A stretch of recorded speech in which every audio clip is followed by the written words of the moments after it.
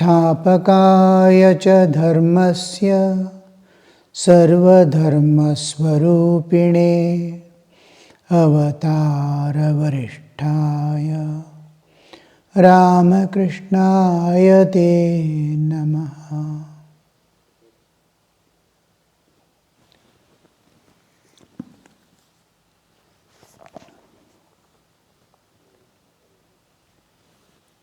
The monk, Advaitic, Vedantic monk has come. Sri Ramakrishna is very happy because of his pure heart. Pure heart is what? In the world, he no more sees. He might not have attained God also. But purity is the manifestation of God as if. The purity, when we say, it is where the worldliness and worldly tendencies are not awakened within, even when the worldly temptations and enticing presentations are there in front of him. He is calm and unaffected by it. That is purity, real purity. To restrain ourselves, bind ourselves, to withdraw and hold ourselves back, is trying to attain that purity. But when purity is attained, no temptations tempt anymore. A view of seeing is entirely different. It is like the parents or elderly people looking at child playing with dolls with great interest and not allowing anybody to touch that doll also, and holding it. The tendency of the past life is there to hold the things as mine, not to give to others. That reflects in the small childhood that of the previous life, that it doesn't want its doll to be touched by others. It doesn't want to share books or pencils or what is given to it as his. Even clothes it doesn't want to share with others because of the past tendencies. So that elderly man will be looking at this play but doesn't get affected by it. Like that, he just understands, oh, this is small children play. Let them play, let them play. So he is not getting affected. If the child weeps, he runs and sees what does it need. But when it is playing, he doesn't bother. So like that, the temptations that come in front of and trying to entice, he remains calm. Because the inner purity is the elevated state of seeing divine. It is not able to see it as a dirt or with a taboo. Nothing, it is just looking at it. Just like a child is looking at something of this world.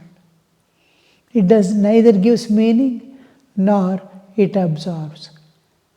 So like that, this is purity. This purity to look into this world with divine awareness within. And where is my need? What can I do? Does anybody want anything from the spiritual world? Just like each one has his own shop. An iron vendor is there. He has hardware shop. Another cloth shop is there. And another, some provisions are there. Each one sells what he has. He gives what he has. So you cannot go to a hardware shop and ask for some cloth. So like that, each one has something which he gives to the world and which he takes inside. A worldly man is what the world gives, presents. All things, the universe or the world presents to us. It is nature of varieties. Each chose according to his own nature. Some people choose good, some people don't see bad, some people don't see good. So this is how the world.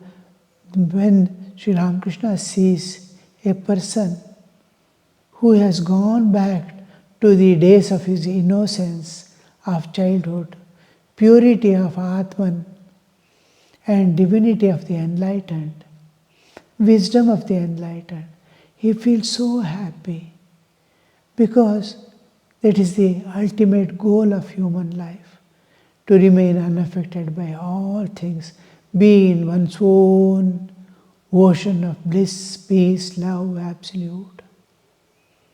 So Sri Ramakrishna is moving about with that sadhu, and then now he is going now, the temple is open, he is going to Kali temple. Sri Ramakrishna returned to his room. It was 4 o'clock, the door of the Kali temple was opened. And the master walked to the temple with monk. Always when we live in a monastery or a temple complex, or with responsibility of a temple, we are conscious of the time when the temple opens and closes. In ashramas, 5 minutes before, around 4:55, the temple shrines open. These happen at exact times, each temple, and afternoon there will be closure, in between a small closure for the offerings. Otherwise, it is closed at usually 12:15. 12:30 is the noon meal. And again it opens at 3:30. Some temples open at 4 o'clock. And they close by 8:15. 8:30 is night meal.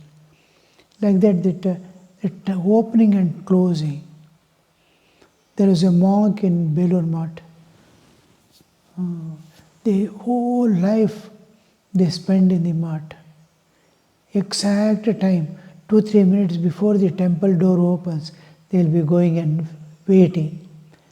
When old age comes, retirement is, they are retiring from the external activities because they no more can do. They will remain, and they have little more leisure to think of God and offer. Now they come 5 minutes, 10 minutes earlier, and just will be waiting at the door to be opened. How they wait. And every day you can see these old people waiting there, silently sitting and waiting for it. The moment the door is opened, how they go to the shrine, bow down, and look with great joy and, oh, you have given this opportunity for us. We could spend the whole life at your feet. That kind of, similarly temples. Now a monk was there, was admitted to the hospital, old age, maybe in his 90s. Every day, the moment it is 4 o'clock in the evening, he says, take me to the temple, door is open. He's lying down on the cot in the hospital. But his whole awareness is there, the shrine being opened.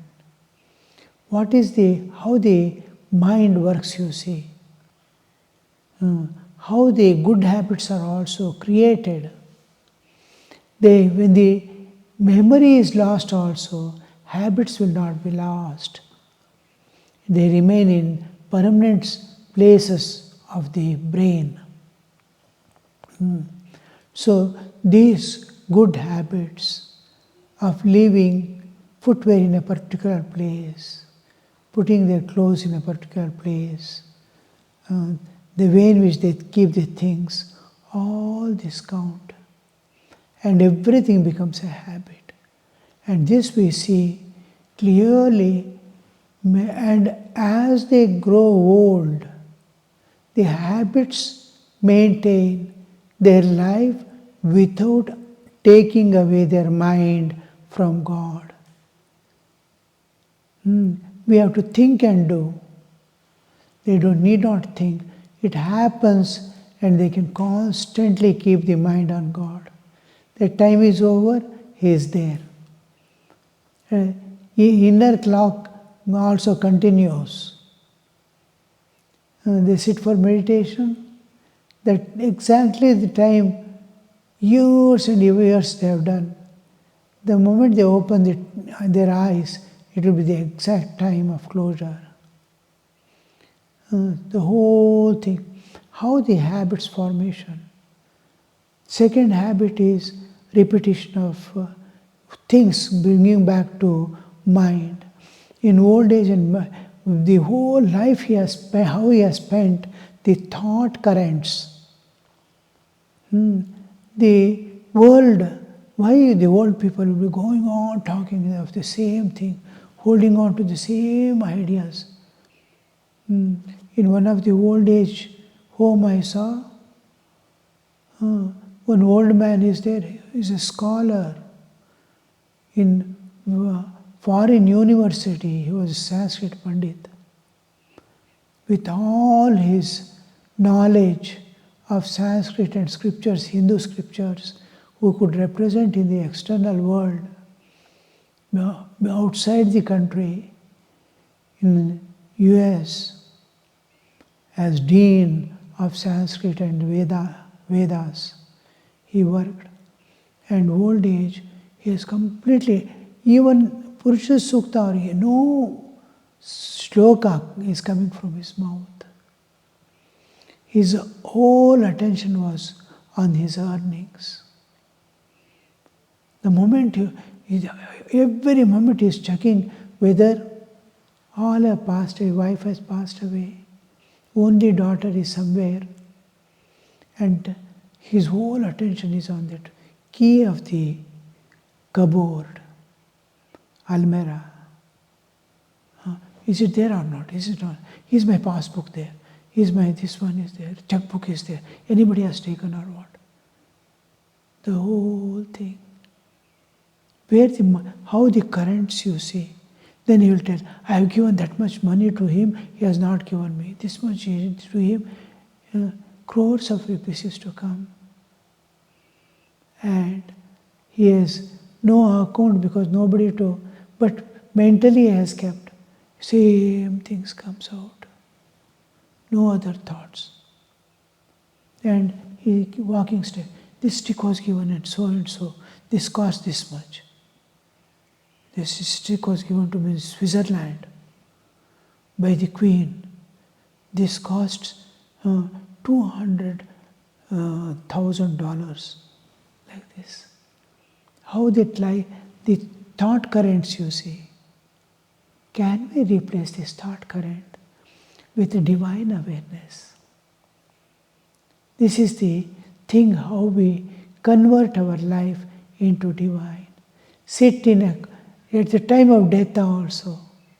Oh, that beautiful world where there is no suffering, no shoka, no moha, a world of joy and peace. The Dhamma of the Lord, how the thoughts open up. Same I saw a old lady in Karkala, sitting in her 90s, unable to move. But one by one shloka of Bhagavad Gita, Vishnu Sahasranama, she is able to repeat and imagine the whole picture one by one. What a beautiful awareness. She is not aware of the world. She cannot recognize anybody except her daughter. And she is sitting in a place which she cannot move. to change her posture, somebody has to help her. Otherwise she has to lie down. And the whole back and everything is stinking because of the bed sores. But her awareness is in the... She is not living in this body as if. The body is rotting and she is in Ananda. Vishnu, he utters, and the whole picture of the Lord pervading the Vishnatvat, Vishnu. The whole world pervaded by God. Vashatkara, Bhuta Bhavya Bhavat Prabhu. Each term, Bhuta, she sees the whole past. Bhavya, what is happening? Bhavat Prabhu, all this. What is going to happen? The future, Bhavya, Bhavat, which is happening now. The Kala, the whole Lord pervading the Kala. She is seeing the time passing into the past and future to come. The flow of the time and Lord pervading it. How that, what a world and what a world. How difference. This is the process of involution and other is the process of evolution. We evolve to our divinehood, transcend the nature and go. We involve in the universe, world, and get drowned in it to again and go in the same merry-go-round within the world. Same family again build up, leave and go, another family build up and go. So this endless cycles of birth, death, suffering and old age, this, that. Birth is all right, you don't have problem. Death is also all right. But the in-between time is most difficult. We think it is a joy. No. Same amount of suffering will be there. Whatever good karma he has done, whatever wealth he has, old age will come. When everything is there, children are there, grandchildren are there, all are there. Janabala is there, Dhanabala is there. But body is collapsing. Nobody can help. Old age cannot be helped by anybody. No money can help, no progeny can help, no status can help, nothing can help. The nature takes the back. The moment it reaches the peak, the downfall has begun. So this cycle has to go through. Birth and death doesn't matter. Birth to death it matters. Death to birth it matters. So that cycle is most painful.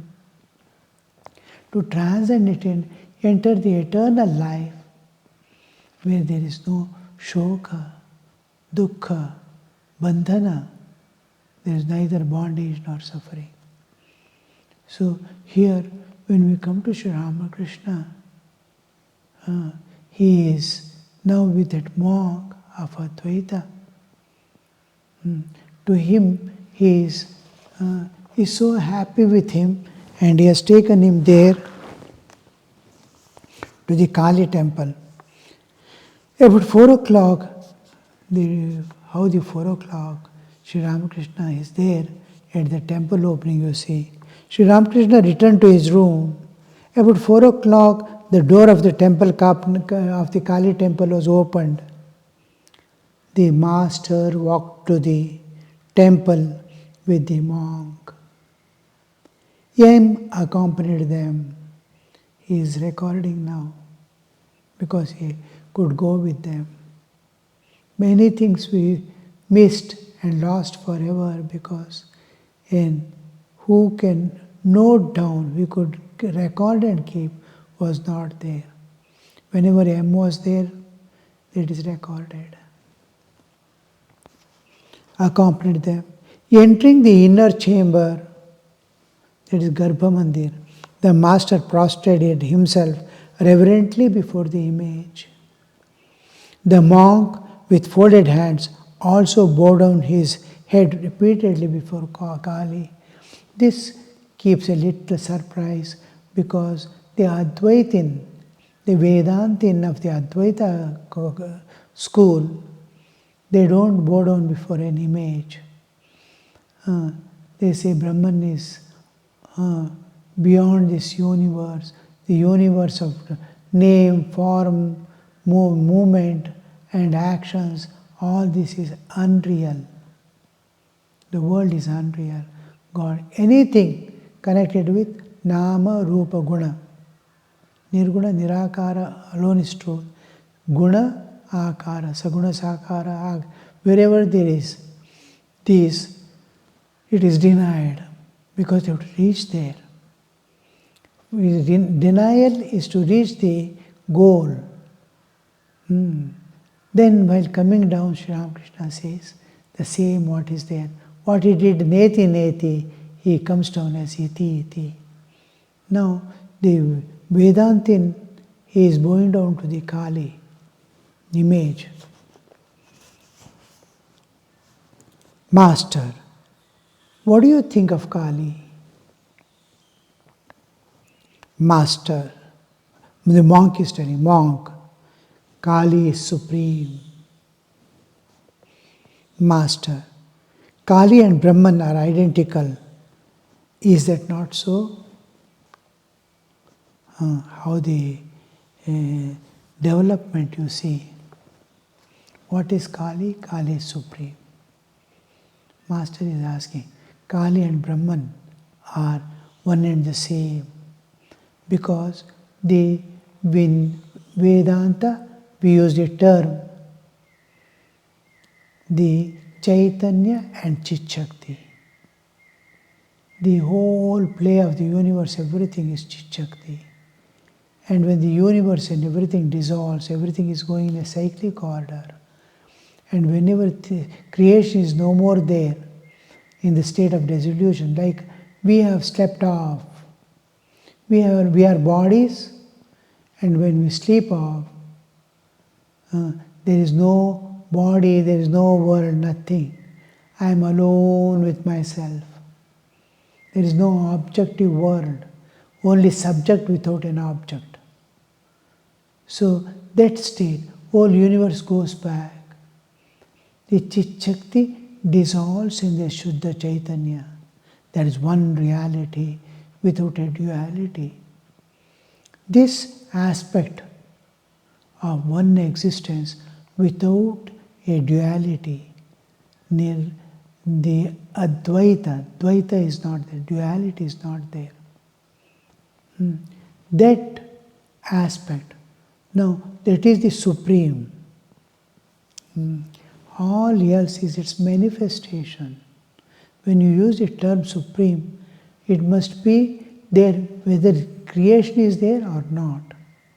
When creation is not there also, which remains, which when creation is there also, which remains, is supreme. So when you say supreme, then Sri Ramakrishna is telling, Brahman and Shakti are same.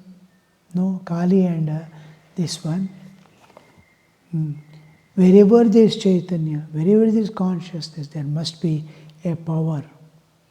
I am conscious means I am consciousness goes with power. Whether it is in latent state or in potent state or in dynamic state. Whatever state the energy is there, Shakti is there, it is there. It may be latent, inactive and merged in the consciousness as consciousness. Still it is there.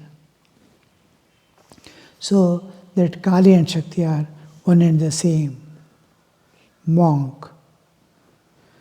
As long as one's mind is turned to the outer world. What a beautiful explanation. That's why Sri Ramakrishna loved him. As long as one's mind is turned to the world, one must accept Kali. As long as man sees the outer world and discriminates between the good and evil, he must accept good and reject evil. To be sure, all names and forms are illusory, but as long as the mind sees the outer world, the aspirant must give up gender problem, woman.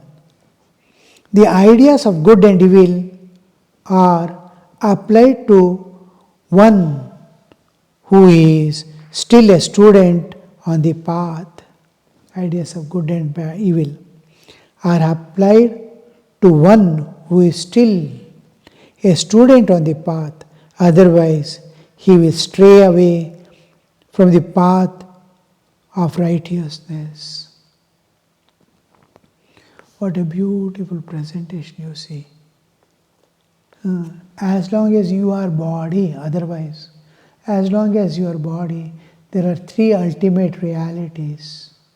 Jiva, Jagat and Ishvara. You are there, the universe is there is a power, conscious power, which is governing the universe. Jiva, Jagat and Ishvara. When you lose your body identity and get the spiritual identity, you will find there is one existence. There were not three at all. Your identity with the body was creating a difference between Jiva, Jagat and Ishvara. Nothing exists. But as long as your body, you must accept the Divine Mother, because the whole creation is the manifestation of the Divine Mother. So you must accept the Kali as long as you are in the world with bodily identity and with you moving about and acting in the world. Thus conversing, the master and monk returned from the temple. Master to him, did you notice that sadhu bowed down before Kali? Yes, sir. Because God is one. We may differentiate. We may call by different names, this, that and all. Finally we see all religions are holding on to the one reality, the God. In various ways they are observing it. In various ways according to their tradition and samskaras given to them. They are trying to see the same and call in different ways and try to go in different paths. But the reality is one. So, that monk who is there, he could bow down and Sri Ramakrishna, he has accepted Divine Mother means he has accepted all aspects of God. God has different aspects. Though God is one, he has many aspects. Though a person is one, he has many aspects. He may be a doctor and an engineer together. Entirely different fields of working. He may be a farmer also, another field. He is a farmer, he is an engineer, he is a doctor. Person is one, different aspects he is working. Like God is one, but he has different aspects. That Sri Ramakrishna wants God to be known in its entirety.